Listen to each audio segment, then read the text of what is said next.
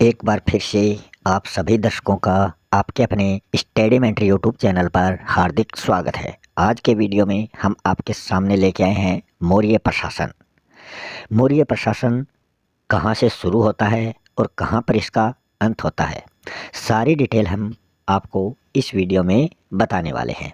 Video पर अंत तक बने रहें और वीडियो अगर पसंद आए तो वीडियो को लाइक करें, शेयर करें और अगर चैनल को अभी तक सब्सक्राइब नहीं किया है तो कृपया करके चैनल को सब्सक्राइब ज़रूर कर लें। यह वीडियो आपके लिए बहुत ही इम्पोर्टेंट रहने वाला है। इस वीडियो से आपको फर्स्ट ग्रेड, सेकेंड ग्रेड या फिर रीट सभी में एक क्वेश्चन अवश्य देखने को मिलेगा। तो इसमें हम मौर्य साम्राज्य और मौर्य जो स्थापत्य कला है, मौर्य जो प्रशासन है, उससे संबंधित जो महत्वपूर्ण बिंदु हैं उन्हीं का अध्ययन इस वीडियो में करने वाले हैं। तो शुरू कर रहे हैं आज का अपना ये वीडियो। इसमें हम सबसे पहले बात करें मौर्य साम्राज्य, इसके संस्थापक थे चंद्रगुप्त मौर्य। चंद्रगुप्त मौर्य ने जो नंद शासक था, मतलब मौर्य साम्राज्य से पहले कौन सा साम्राज्य स्थापित था? नंद साम्राज्य। नंद साम्राज्य का शासक था घनानंद। उस घनानंद को हराकर चंद्रगुप्त मौर्य ने मौर्य साम्राज्य की स्थापना की थी। और यह जो मौर्य साम्राज्य है ये 322 ईसा पूर्व से शुरू हुआ था। मतलब नंद वंश का अंत 322 ईसा पूर्व में हुआ और मौर्य साम्राज्य की अंतिम सीमा 185 ईसा पूर्व है। मतलब शुंग वंश की स्थापना 185 ईसा पूर्व में होती है। तो मौर्य साम्राज्य से पहले नंद साम्राज्य था और मौर्य साम्राज्य के बाद में शुंग साम्राज्य का शासन इसमें हमें देखने को मिलता है। तो यहाँ इन्होंने नंद शासक घनानंद को हराकर मौर्य साम्राज्य की स्थापना की। यूनानी इतिहासकारों ने चंद्रगुप्त मौर्य को एंड्रोकोट्स और सेंड्रोकोट्स आदि नामों से पुकारा है। तो कई बार यहाँ से भी क्वेश्चन पूछ लिया जाता है कि यूनानी इतिहासकारों ने चंद्रगुप्त को क्या कहकर पुकारा है। फिर हम बात करें चंद्रगुप्त मौर्य का जो शासन है वो रहा था 322 ईसा पूर्व से लेकर 298 ईसा पूर्व तक। मतलब इन्होंने 24 वर्षों तक शासन किया था। इन्होंने 305 ईसा पूर्व में सेल्यूकस को हराया था और सेल्यूकस की पुत्री थी हेलेना, उससे इन्होंने शादी की थी। चंद्रगुप्त ने सेल्यूकस को 500 हाथी उपहार स्वरूप प्रदान किए थे। तो यहाँ हम इनकी तस्वीर देख लेते हैं कि चंद्रगुप्त मौर्य कौन था और ये हेलेना कौन थी। इनकी तस्वीर हम आपको दिखा रहे हैं। यहाँ स्क्रीन पर आप देख सकते हैं मौर्य साम्राज्य के जो संस्थापक हैं चंद्रगुप्त मौर्य, उनकी यह तस्वीर आप स्क्रीन पर देख सकते हैं। इन्होंने नंद शासक घनानंद को और सेल्यूकस को पराजित किया था।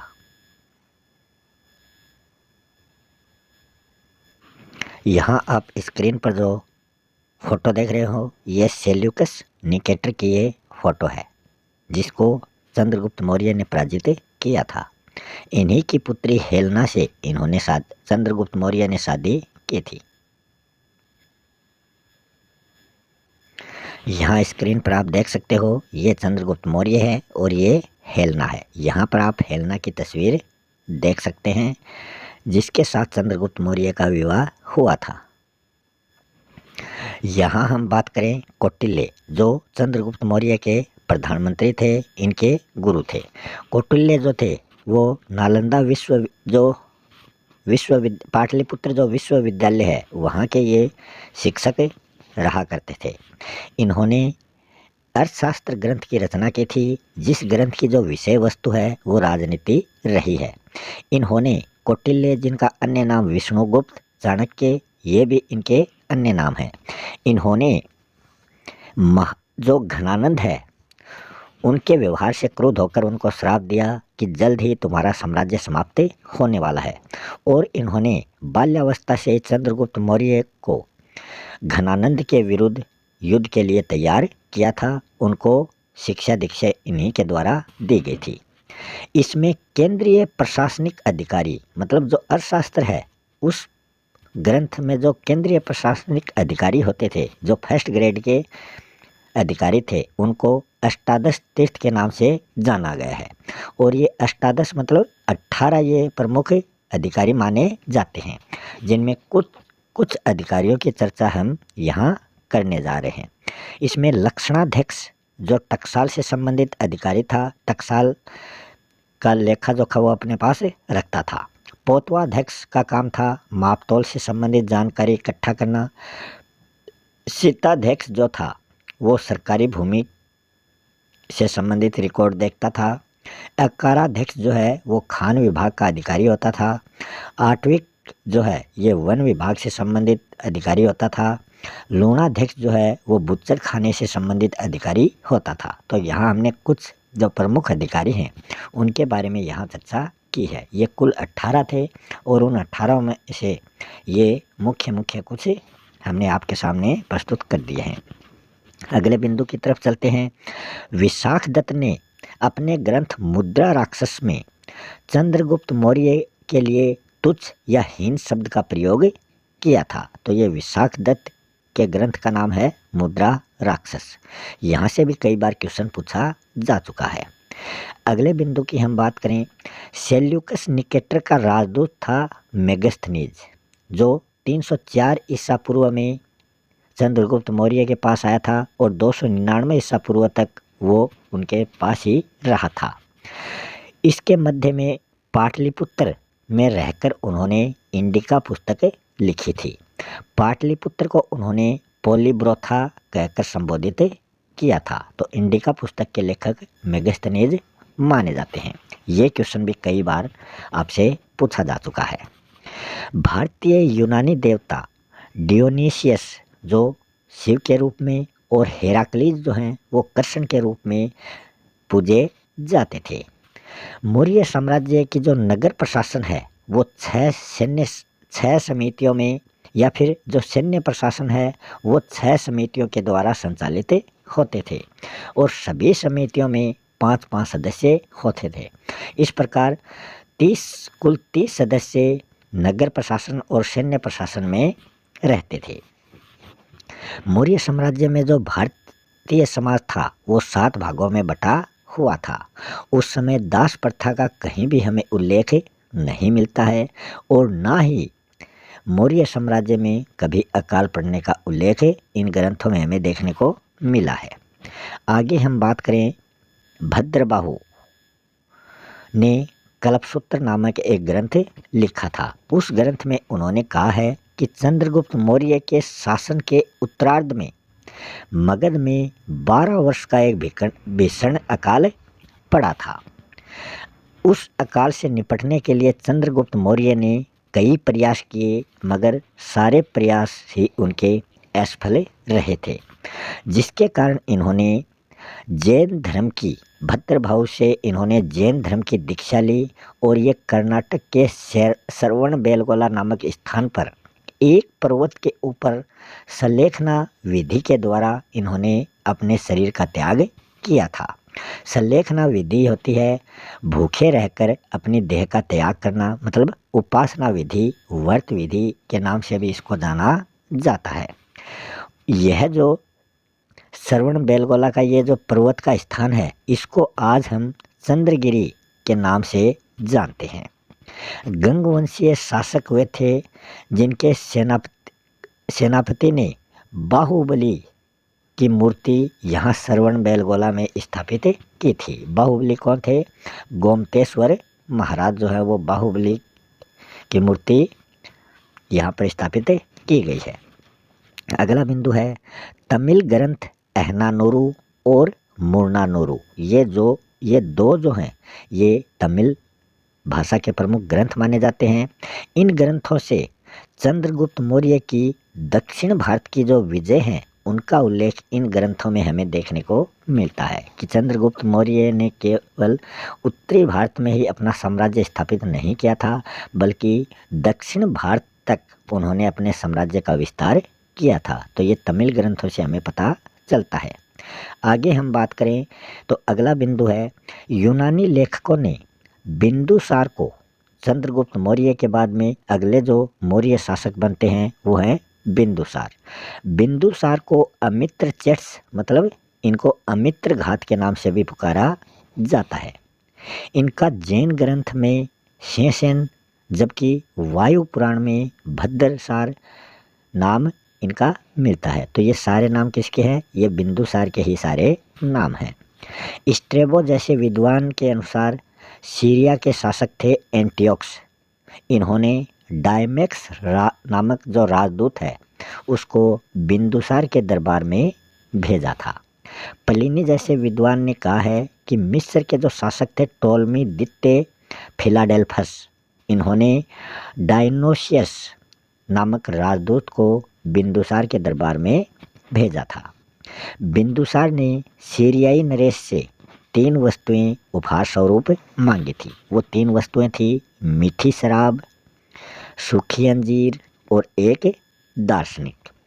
सीरियाई शासक ने मीठी शराब और सूखी अंजीर की जो शर्त थी वो तो मान ली और ये दोनों चीज़ें बिंदुसार के पास भेज दी, मगर एक दार्शनिक भेजने के लिए उन्होंने माफ़ी मांगी और कहा कि हमारे साम्राज्य में दार्शनिकों का विक्रय नहीं किया जाता। तो उन्होंने 2 शर्त मान ली, एक शर्त उन्होंने नहीं मानी। अब हम आपको बिंदुसार की तस्वीर दिखाने वाले हैं। यहाँ आप स्क्रीन पर बिंदुसार जो मौर्य शासक हुए हैं उनकी तस्वीर देख सकते हैं और इनका जो शासनकाल रहा है वो रहा है 297 ईसा पूर्व से लेकर 273 ईसा पूर्व तक। मतलब 297 या 298 ईसा पूर्व से 297 या 98 ईसा पूर्व तक तो चंद्रगुप्त मौर्य रहे थे और उसके बाद में उनके पुत्र बिंदुसार जो थे वो मौर्य प्रशासक बने थे। आगे हम चर्चा करने जा रहे हैं मौर्य सम्राट अशोक के बारे में। अशोक जो है वो अपने 99 भाइयों से जीत करके मौर्य साम्राज्य के शासक बने थे।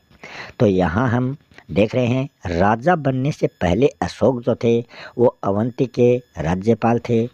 सम्राट अशोक जो है वो 269 ईसा पूर्व में शासक बने थे और 273 ईसा पूर्व से लेकर 269 ईसा पूर्व तक शासक बनने के लिए उनको अपने 99 भाइयों से संघर्ष करना पड़ा था। इनका राज्याभिषेक 269 ईस्वी में हुआ था और 273 ईस्वी में जो थे वो बिंदुसार की मृत्यु उस समय हो गई थी। तो 4 वर्षों तक इनका अपने भाइयों से संघर्ष चलता रहा था।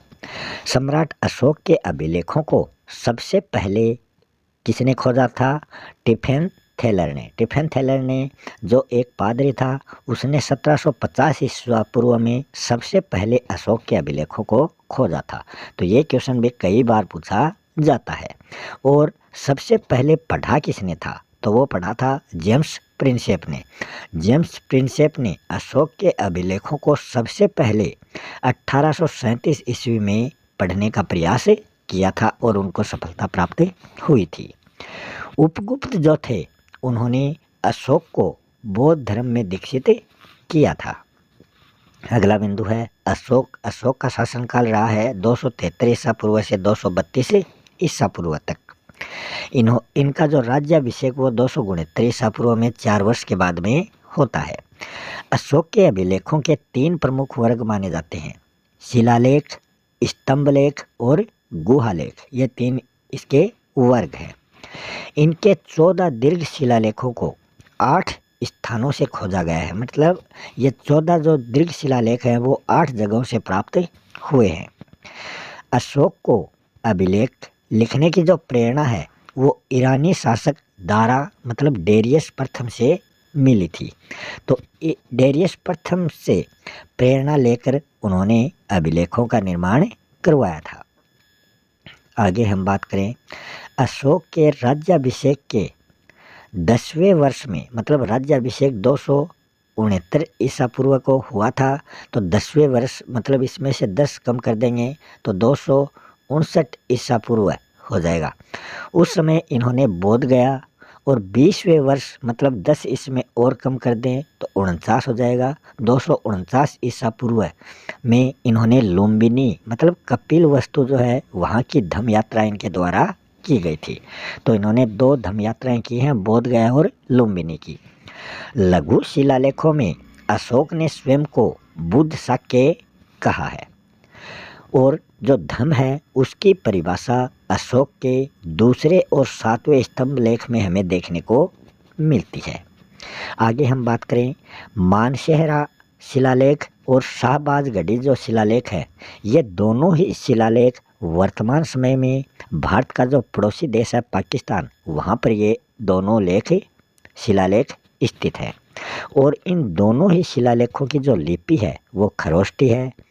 इसके बाद में हम बात करें धौली और जोगढ़, ये दोनों ही शिलालेख उड़ीसा में हैं और इन शिलालेखों पर 11वां 12वां और 13वां अभिलेख जो है वो उत्कीर्ण नहीं है। तो ये 2 ऐसे शिलालेख हैं जिन पर 11वां 12वां और 13वां अभिलेख उत्कीर्ण नहीं है।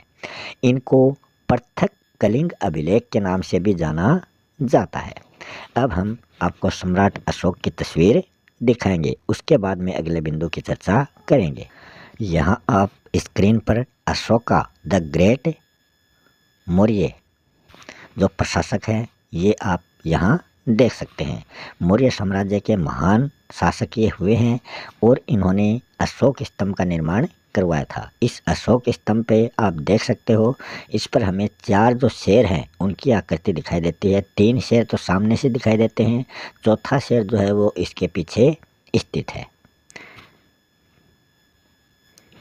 आगे हम बात करें लघु शिलालेखों की जो भाषा है वो प्राकृत और जो उनकी लिपियां हैं वो हैं खरोष्टी लिपि, ब्राह्मी लिपि, अरेमाइक लिपि और यूनानी लिपि। तो जो लघु शिलालेख है उनकी भाषा और लिपियां इस बिंदु में दी गई हैं। फिर हम अशोक के जो महत्वपूर्ण शिलालेख हैं उनकी चर्चा करेंगे। सबसे पहला जो इनका शिलालेख है उसमें पशु हत्या और जो उत्सव जलसेच समारोह होते हैं उन पर प्रतिबंध लगाने का उल्लेख पहले शिलालेख में हमें देखने को मिलता है। अशोक का जो दूसरा शिलालेख है उसमें मानव चिकित्सा और पशु चिकित्सा से संबंधित जानकारी और पड़ोसी राज्यों से उनके कैसे संबंध थे, इन सभी की जानकारी इनके दूसरे शिलालेख में हमें देखने को मिलती है। अशोक का जो तीसरा शिलालेख है उसमें प्रादेशिक रज्जुक एवं युक्त जो अधिकारी होते हैं उनकी नियुक्ति का वर्णन मिलता है। इनका जो 5वां शिलालेख है उसमें धम्म महामात्र की और 8वें शिलालेख में धर्म यात्राओं की जानकारी हमें देखने को मिलती है। इनका जो 13वां शिलालेख है उसमें कलिंग युद्ध जो अशोक के शासक बनने के 8 वर्ष बाद में ये कलिंग युद्ध हुआ था। तो कलिंग युद्ध 261 ईसा पूर्व में हुआ था और कलिंग की जो राजधानी थी वो तोसाली थी। तो इस 13वें शिलालेख में कलिंग युद्ध और विदेशी राज्यों की जानकारी हमें देखने को मिलती है। इस कलिंग युद्ध से अशोक को घृणा हो गई क्योंकि इसमें बहुत ज़्यादा नरसंहार हुए थे और उस युद्ध के बाद में अशोक ने भेरी घोष की जगह धम्म घोष की नीति अपनाई। मास की नेतुर उदयगोलम ये कर्नाटक में और गुर्जरा जो है यह मध्य प्रदेश में स्थित लघु लेख हैं जिनमें अशोक का नाम अशोक मिलता है। अन्य जो लेख हैं उनमें अशोक का नाम दूसरा दिया गया है, मगर ये 4 ऐसे लेख लघु लेख हैं जहाँ पर अशोक का नाम अशोक ही हमें देखने को मिलता है। 3 कर्नाटक में है, 1 मध्य प्रदेश में है। 6 स्तंभ लेखों में प्रत्येक पर 7 लेख उत्कीर्ण हैं। दिल्ली टोपरा जो है वो पहले स्तंभ लेख जो दिल्ली टोपरा स्तंभ लेख है वो पहले हरियाणा में स्थित था। फिर फिरोज तुगलक ने इसको दिल्ली में स्थापित करवाया। यही एक ऐसा लघु लेख है जिस पर 7 लेख लिखे हुए हैं। बाकी जो लेख हैं उन सभी पर 6 लेख लिखे हुए हैं। दिल्ली मेरठ जो लेख है उसको भी फिरोज शाह तुगलक ने दिल्ली में स्थापित करवा दिया था। कौशाम्बी शिलालेख, कौशाम्बी जो लेख है इसको रानी का लेख, उस रानी का नाम है कारुवाकी, तो इसको रानी का लेख भी कहा जाता है। इस लेख को मुगल शासक अकबर ने इलाहाबाद में स्थापित करवाया था। लोरिया अर्राज, लोरिया नंदनगढ़ एवं रामपुरवा जो है, ये तीनों ही लेख जो हैं ये चंपारण बिहार में हमें देखने को मिलते हैं। आगे हम बात करें तो इसमें है भब्रू शिलालेख के अनुसार अशोक ने बुद्ध के त्रिरत्नों, जिसमें है बुद्ध, धन, संघ, इनके प्रति अपनी आस्था इन्होंने प्रकट की थी। धम्म महामात्र की नियुक्ति राज्याभिषेक के 14वें वर्ष में इनके द्वारा की गई थी। इनका राज्याभिषेक 269वीं ईसा पूर्व को होता है और उसके 14वें वर्ष में इन्होंने धम्म महामात्र की नियुक्ति की थी। अगला बिंदु है सारनाथ जो उत्तर प्रदेश में है। इस स्तंभ लेख पर 4 सिंह जो हमने आपको दिखाए थे, और रामपुरवा बिहार वाला जो स्तंभ लेख है उस पर बैल, और संकिसा उत्तर प्रदेश वाला जो स्तंभ लेख है उसके ऊपर हाथी की आकृतियाँ बनी हुई हैं। अशोक के जो स्तंभ है उनकी खास बात यह है कि वो खुले आकाश में बिना किसी आधार के वो टिके हुए हैं। एकाश्म पत्थर पर ये प्रयुक्त हैं और ये बिल्कुल ही सपाट हैं, और इन स्तंभ लेखों के ऊपर आपको पशु आकृति मिलेगी, और ये नीचे से चौड़े और ऊपर से ये जो स्तंभ लेख हैं वो सकड़े होते जाते हैं। तो ये अशोक के स्तंभ लेखों की प्रमुख विशेषताएं हैं। अगला बिंदु है महास्थान एवं स्वगोरा अभिलेख में अकाल के समय अन्न वितरण की जानकारी हमें देखने को मिलती है। रुद्रदामन का जो जूनागढ़ अभिलेख है उसमें सुदर्शन झील की जानकारी हमें देखने को मिलती है।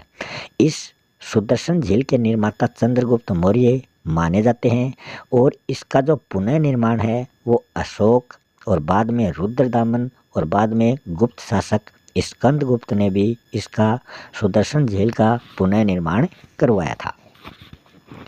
अशोक ने आजीवक जो सन्यासी हैं उनके लिए मगध के पास बारबरा की पहाड़ियों में गुफाएं बनवाई थी। वो गुफाएं थी विश्व झोपड़ी, सुदामा, कर्ण और चापार, ये इन गुफाओं के नाम हैं। कुणाल के पुत्र दशरथ ने नागार्जुन पहाड़ियों में विदथिक, गोपी, व्यथिक जैसी गुफाओं का निर्माण भी आजीवक सन्यासियों के लिए करवाया था। अगले बिंदु की हम बात करें, कल्हण जिन्होंने राजतरंगिणी ग्रंथ की रचना की थी, उन्होंने लिखा है कि अशोक जो थे वो बौद्ध धर्म स्वीकारने से पहले शिव के प्रमुख उपासक माने जाते थे। रूमेनदेई अभिलेख से ज्ञात होता है कि अशोक ने भूमिकर जो है उसको 1/6 से घटा करके 1/8 कर दिया था।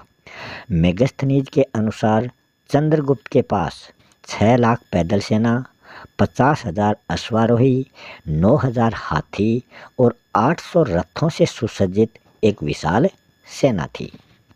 अगले बिंदु की हम बात करें, अशोक के समय मगध के 5 प्रांत थे। पहला था उत्तरापथ जिसकी राजधानी थी तक्षशिला, दूसरा था कलिंग जिसकी राजधानी तोसली, तीसरा था अवंती जिसकी राजधानी थी उज्जैनी, चौथा था दक्षिणापथ जिसकी राजधानी थी सुवर्णगिरी, पांचवा था मध्य देश जिसकी राजधानी थी पाटलिपुत्र। मध्य देश को मगध भी कहा जाता है। प्रांतों के जो अधिपति होते थे वो राजा के पुत्र राजकुमार होते थे, और जो प्रांत था वो विषयों में बटा हुआ था। स्थानिक जो होते थे वो जिले के प्रमुख प्रशासनिक अधिकारी होते थे, और जो प्रदेश ट्री है और स्थानिक जो हैं ये दोनों ही समाहर्ता जो अधिकारी होता है उन दोनों के अधीन रहकर कार्य करते थे। समाहर्ता का काम था राजस्व इकट्ठा करना। अगला बिंदु है, तीसरी जो बौद्ध संगीति का आयोजन अशोक के समय पाटलिपुत्र में किया गया था। अशोक ने अपने पुत्र महेंद्र और अपनी पुत्री संघमित्रा को बौद्ध धर्म के प्रचार प्रसार के लिए सिंहल श्रीलंका भेजा। महारक्षित जो थे वो बौद्ध धर्म के प्रचार प्रसार हेतु यवन प्रदेश गए और सोन और उत्तरा जो इन्होंने स्वर्ण भूमि पेंगू में बौद्ध धर्म का प्रचार प्रसार किया था। अगला बिंदु है मौर्य युगीन जो राजप्रसाद हैं, जो भवन हैं, उनकी भव्यता का उल्लेख मेगस्थनीज ने एकबतना और सुसा के प्रसंग में किया था। फाहियान ने अशोक के जो राजप्रसाद हैं उनको अति मानवीय शक्तियों द्वारा निर्मित बताया है। अशोक का पुत्र महेंद्र जो है वो बोधि वृक्ष का एक भाग लेकर श्रीलंका गया था और तामपर्णी मतलब श्रीलंका के जो शासक हैं 30, उन्होंने अशोक से प्रभावित होकर अब देवनाम प्रिय की जो उपाधि है, जो पहले अशोक की उपाधि थी, वही उपाधि उन्होंने स्वयं भी धारण की थी। अंतपाल जो होता है वो सैनिक प्रबंध का अधिकारी होता है। तो ये इनकी जो राजनीतिक व्यवस्था है उससे ये संबंधित है। यहाँ बिंदु हम देख चुके हैं। अगला बिंदु है स्तूप शब्द का सबसे पहले उल्लेख जो है वो ऋग्वेद में हमें देखने को मिलता है। वेद 4 होते हैं, सबसे पहला वेद है ऋग्वेद। अशोक ने लगभग 84,000 बौद्ध स्तूप जो हैं उनका निर्माण करवाया था, जिनमें जो प्रमुख हैं वो हैं सारनाथ बौद्ध स्तूप और तक्षशिला बौद्ध स्तूप। अगला बिंदु है मौर्य युगीन सिक्कों में राजकीय जो मुद्रा है वो पण कहलाते थे। पण क्या होते थे? चांदी के आहत या पंचमार्क जो सिक्के हैं वो पण कहलाते थे। मौर्य युग में जो सोने के सिक्के होते थे उनको निष्क या सुवर्ण कहा जाता था। तांबे के सिक्कों को मास्क या कारकान कहा जाता था और जो चांदी के सिक्के होते थे उनको शतमान या कर्षापण कहा जाता था। ये मुद्राएं, इन सभी सिक्कों का जो प्रचलन है वो मौर्य युग में रहा है। अगला जो अंतिम बिंदु है वो है मौर्यों का जो राजकोषीय वर्ष है वो हिंदी महीना आषाढ़ जो है वहाँ से ये शुरू होता है। अंतिम जो मौर्य शासक हुए हैं उनका नाम है बृहद्रथ, जिसकी हत्या पुष्यमित्र शुंग ने 185 ईसा पूर्व में की थी और उन्होंने एक नए राजवंश की नींव डाली। उस राजवंश का नाम है शुंग वंश। तो इसी के साथ अपना आज का जो मौर्य प्रशासन से संबंधित जो महत्वपूर्ण टॉपिक था ये यहीं समाप्त होता है। अभी तक आपने अगर चैनल को सब्सक्राइब नहीं किया है तो कृपया करके चैनल को सब्सक्राइब ज़रूर कर लें। मिलते हैं अगले वीडियो में किसी नए टॉपिक के साथ। तब तक के लिए आप सभी का बहुत बहुत धन्यवाद।